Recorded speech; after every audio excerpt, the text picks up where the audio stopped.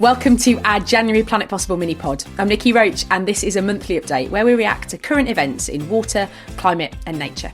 And it's a mini-pod because it'll only take about 15 minutes of your time, and it means you get a Planet Possible episode every 2 weeks. Each mini-pod, I'm joined by an environmental expert, and we explore 3 issues that are making the headlines, keeping you right up to date with what's happening around the world and where my guest sees exciting possibilities.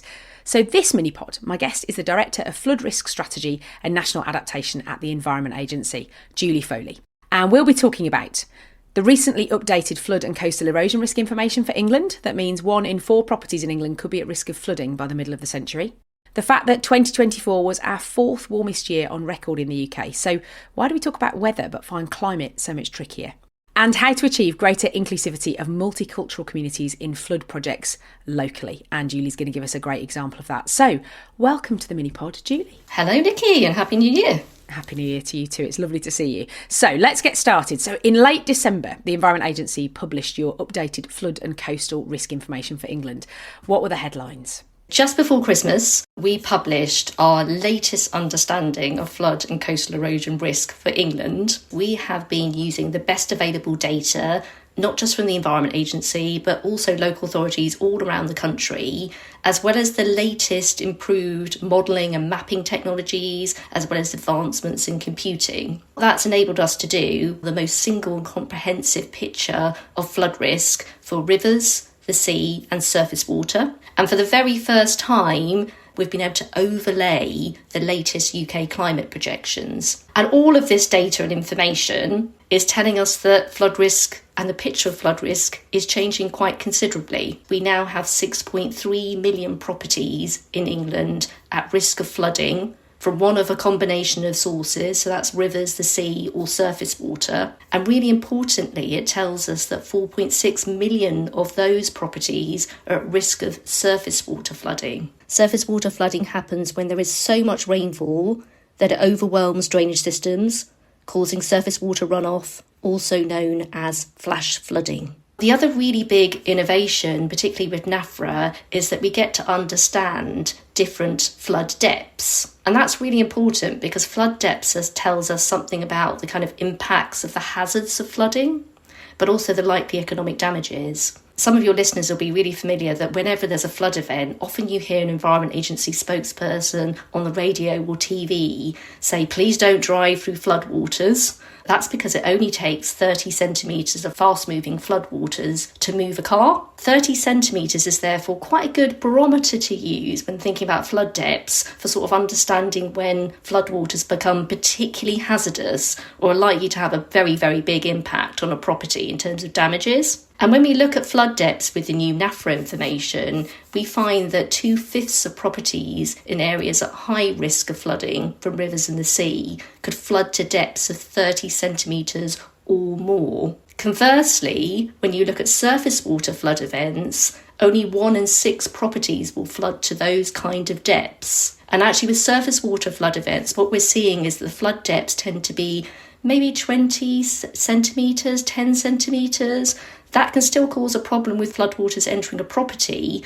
But what it tells us is that perhaps measures like property flood resilience measures, so flood doors and measures that help to keep water out of a home, could be really effective with some surface water flood events in terms of providing resilience.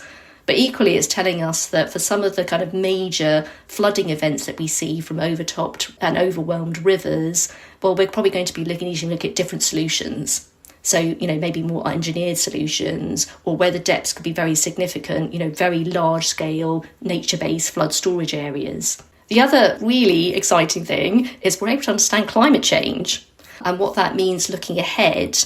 And that's where we now understand that by the middle of the century, and this is using middle range climate scenarios, so not the highest range climate scenarios, we could see 8 million properties at risk of flooding by the middle of the century. And just to put that in user-friendly terms, that's about 1 in 4 properties in England could be at risk of flooding by the middle of the century. Julie, can listeners access this information? Is it available publicly, or is it something that's just to the Environment Agency at the moment? Yeah, it will be. So just before Christmas, we published this summary information that I've just been talking about. And at the end of this month, we will be publishing all of the data open access, because that, of course, is something we would always do as a public body. So anybody will be able to access that data on gov.uk. But really importantly, we'll be updating some of our key digital services. So one of those on gov.uk is called Check Your Long-Term Flood Risk. You type in your postcode for where you live, and up pops your flood risk information and the Risk Management Authority who can help you with that information. From the end of January, that information will be much more extensive. So when you type in your postcode, you'll get the latest NAFRA assessment of risk. You'll also get the assessment, so whether you're at risk from flooding, the rivers or the sea. But you'll also get your climate change projection as well, which is the first time that we'll have shown the public that information.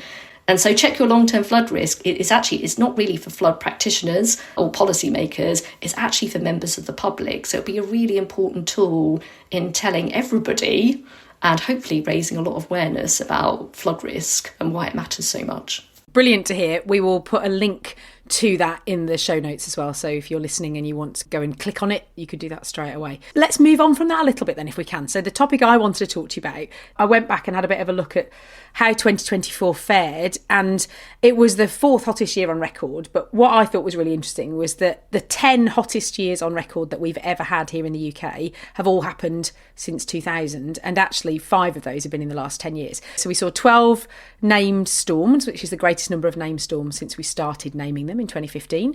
A new UK January maximum temperature of almost 20 degrees. The second warmest February since 1884. The warmest May on record, 2.5 degrees above average. But then the coldest June, the coolest summer since 2015, the coldest night in November at -10 in northern Scotland since 1998, severe flooding across the south of Wales in November. And then as we start 2025, we're bracing for -20 in parts of the UK. And as I looked just before we recorded, 206 flood warnings in England, 6 in Wales, right? So we are experts at talking about the weather. But when it comes to climate and kind of global heating, it feels to me like it's a much harder topic to get engagement around. But your role is obviously national adaptation as part of your role for the Environment Agency. So what's your experience and how's it feeling in the Environment Agency when you look back? No doubt we're probably going to have more record-breaking river levels and weather events. And actually, I think we probably need to get a little bit more sensitised, I guess, to the fact that these kind of record-breaking events are going to become more normalised going forward. I think just a reflection about the way in which the media handles flooding. So, you've got 24/7 coverage, haven't you, of flooding now. It's on the news non-stop whenever we have a major flood event. And when I look back to when I started my career in the Environment Agency, which was around 2006, 2007, one of the first huge flood events that I recall was in summer 2007. And some people may remember this because there was really catastrophic flooding. So over 50,000 properties were flooded. It really was a very, very catastrophic event affecting Yorkshire, the Midlands, Gloucestershire, and it triggered the government of the day to ask Michael Pitt to do a major review of flooding, and that led to the Floods and Water Management Act. So it was quite pivotal. But I don't remember any media questions asking questions about climate adaptation or climate change.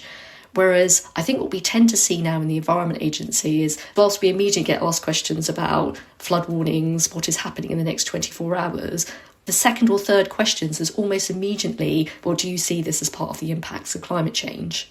And actually, I think that's actually really important that the media, I think particularly outlets like the BBC, are very, very quick to come in and attribute the flooding events that we're seeing to climate change and making that connection so strongly. So I think the way in which the media have covered some of these events has got much more attuned to the realities of climate change. I think you're right. You are starting to see that change. I'm really interested moving forward in how the kind of conversations around the dinner table or with friends, those conversations as well start to change so that we are starting to be prepared for it. And coming back to your first point about some of the risk, actually, if it's 1 in 4 properties by the middle of the century, that's a conversation that needs to be had so people then know what they can do about it. And well, I was going to say, actually, something interesting stat here to throw in is when we do a public attitude survey every year on how people feel about flooding, how they respond to flooding, their behaviours. So it's a really interesting time series. And our latest survey from last year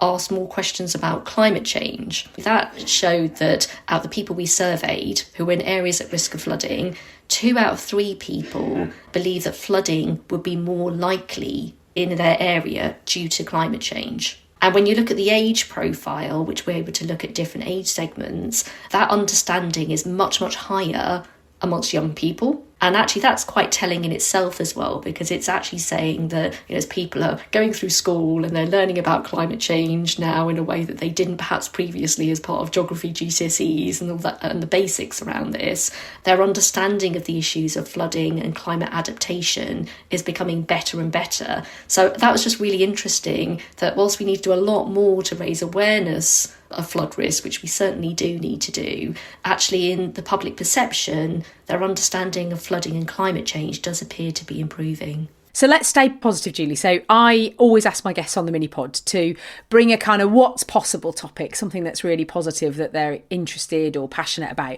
So you want to talk about how you can achieve greater inclusivity of multicultural communities in flood projects locally. So tell me a little bit more about that.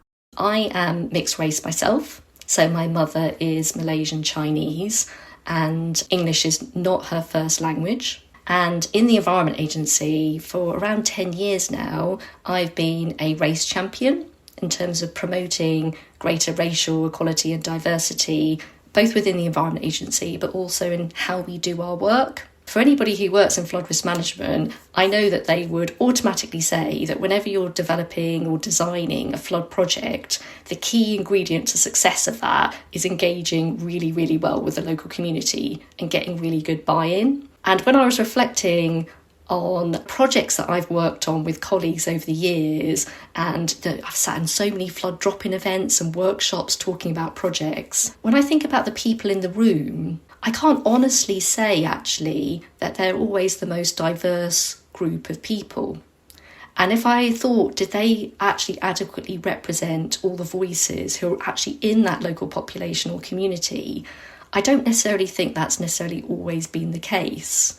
And I think there's a bit of a challenge for us in the flood and coast sector, the water sector more generally, to really think about multiculturalism and genuinely inclusive engagement in a meaningful way. For example, just giving a bit of thought to the fact that if for various cultural or religious reasons, it may be very difficult for women to attend a public meeting unaccompanied. And so that can prohibit us from hearing their voice.